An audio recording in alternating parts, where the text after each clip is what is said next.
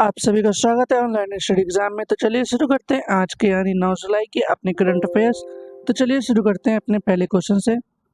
हमारा पहला क्वेश्चन है, हाल ही में पीएम मोदी को किस देश का सर्वोच्च नागरिक सम्मान grand collar of the national order of the southern cross से सम्मानित मिला है? इसका सही उत्तर होगा ब्राजील। आइए हम लोग इस क्वेश्चन को डिटेल में जानेंगे।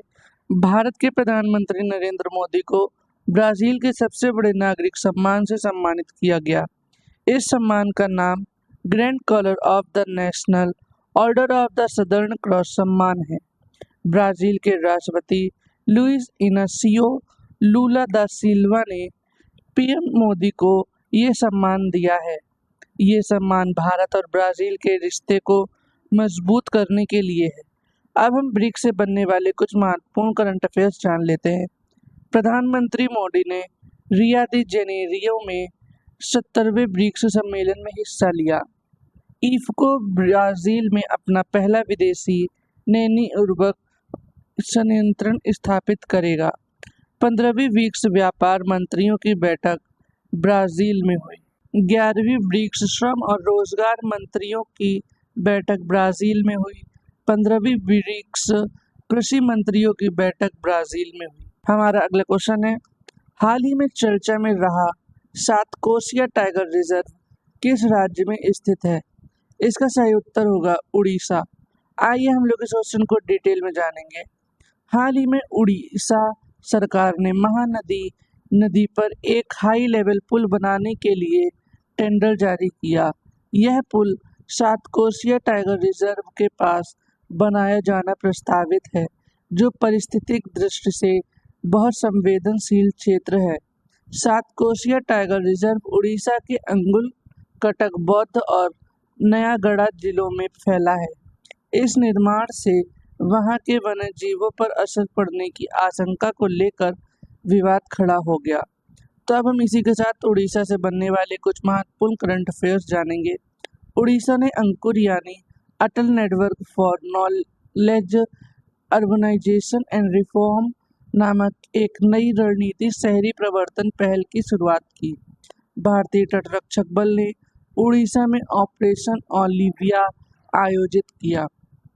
उड़ीसा के सिमलीपाल को आधिकारिक तौर पर राष्ट्रीय उद्यान का दर्जा दिया गया। भारत का सबसे बड़ा पेट्रोकेमिकल संयंत्र उड़ीसा में बनेगा। सुदर्शन पटनायक को यूके ने द फ्रेंड डरिंगटन सैंड मास्टर्स पुरस्कार दिया। डीआरडीओ ने आईटीआर चंदीपुरा में अपनी पहली नौसेना एंटीशिप मिसाइल का सफलतापूर्ण प्रशिक्षण किया।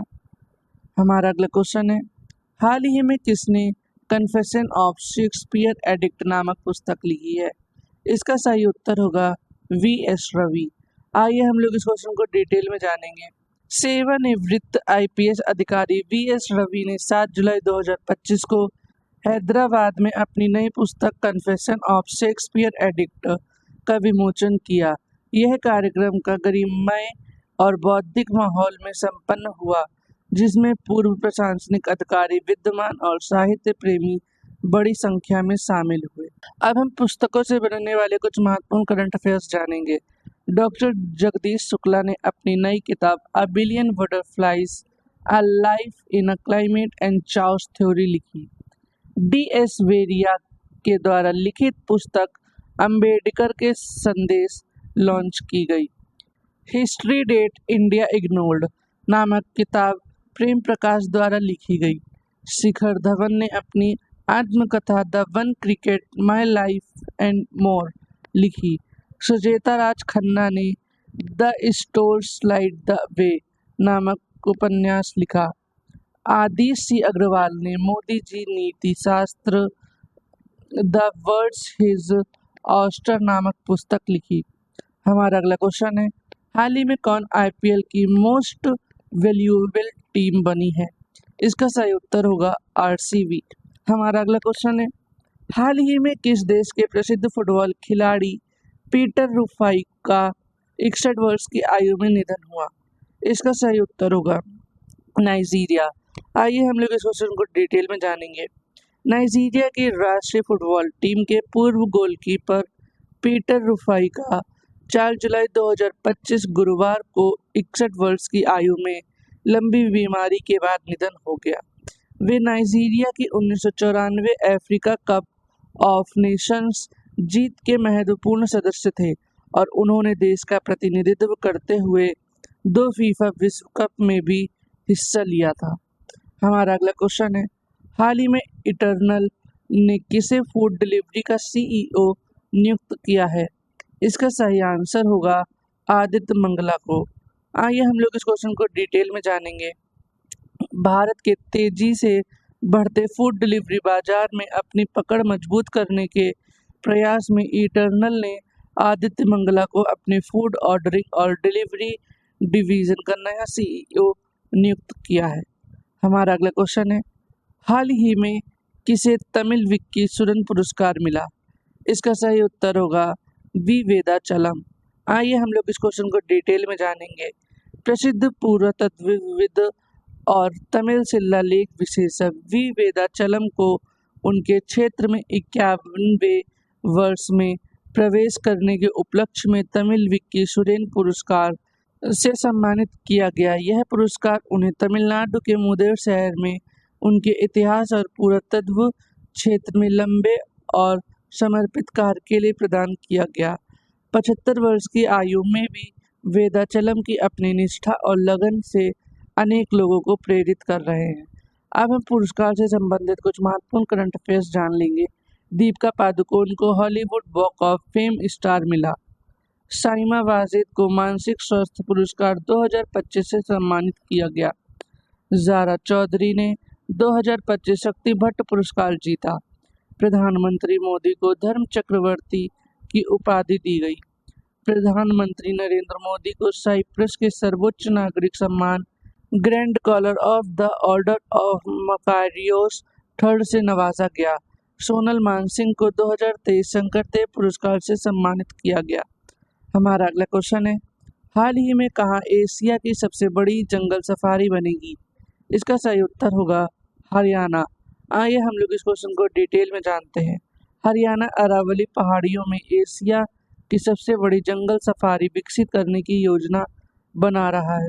यह परियोजना लगभग 10,000 एकड़ भूमि को कवर करेगी। इसका उद्देश्य पर्यटन को बढ़ावा देना, वन्य जीवों को संरक्षण करना और जैव विविधता को संरक्षित करना है। आइए हम लोग हरियाणा से बनने वाले कुछ महत्वपूर्ण करंट अफेयर्स जानेंगे। मारुति सुजुकी ने भारत का सबसे बड़ा in plant railway terminal Manesar में ओपन किया। हरियाणा के राज्यपाल द्वारा लिखित पुस्तक जनता की कहानी मेरी आत्मकथा का विमोचन हुआ। हरियाणा सरकार ने पिछड़े बच्चों के लिए 100% स्कॉलरशिप का ऐलान किया। हरियाणा सरकार कक्षा 9 और 10 में त्रिभाषा फॉर्मूला लागू करेगी। हरियाणा सरकार ने पुलिस भर्ती में अग्निवीरों के लिए 20% आरक्षण की घोषणा की। हरियाणा सरकार ने भिवानी जिले में स्थित 2 हड़प्पा सभ्यता स्थलों मीताथल और टिगराना को आधिकारिक रूप से संरक्षित पुरातात्विक स्थल और स्मारक घोषित किया। खेलो इंडिया पैरा गेम्स के दूसरे संस्करण में हरियाणा शीर्ष पर रहा। हमारा अगला क्वेश्चन है, हाल ही में जापान कोस्ट गार्ड का जहाज इट्स फुकुशिमा किस भारतीय बंदरगाह पर पहुंचा है? इसका सही उत्तर होगा चेन्नई पोर्ट। आइए हम लोग इस क्वेश्चन को डिटेल में जानेंगे। जापान कोस्ट गार्ड का जहाज इट्स फुकुशिमा तानाओकी और मिज़ोगुची के नेतृत्व में 7 जुलाई 2025 को चेन्नई पोर्ट पहुंचा। यह दौरा ग्लोबल ओशन वेव्स ट्रेनिंग का हिस्सा है और भारत जापान के बीच इंडो पैसिफिक क्षेत्र में रणनीतिक सहयोग को मजबूत करना है। हमारा अगला क्वेश्चन है, हाल ही में भारतीय यात्रियों के लिए यूपीआई सेवा शुरू करने वाला 8वां देश कौन बना है? इसका सही उत्तर होगा त्रिनिदाद और टोबैगो। आइए हम लोग इस क्वेश्चन को डिटेल में जानते हैं।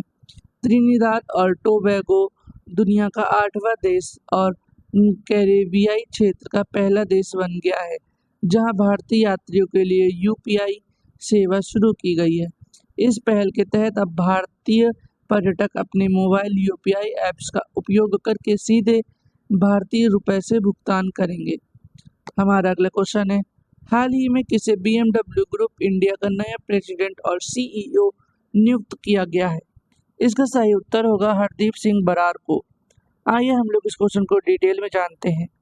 हरदीप सिंह बरार को BMW ग्रुप इंडिया का नया प्रेसिडेंट CEO नियुक्त किया गया, जो 1 सितंबर 2025 से कार्यभार संभालेंगे।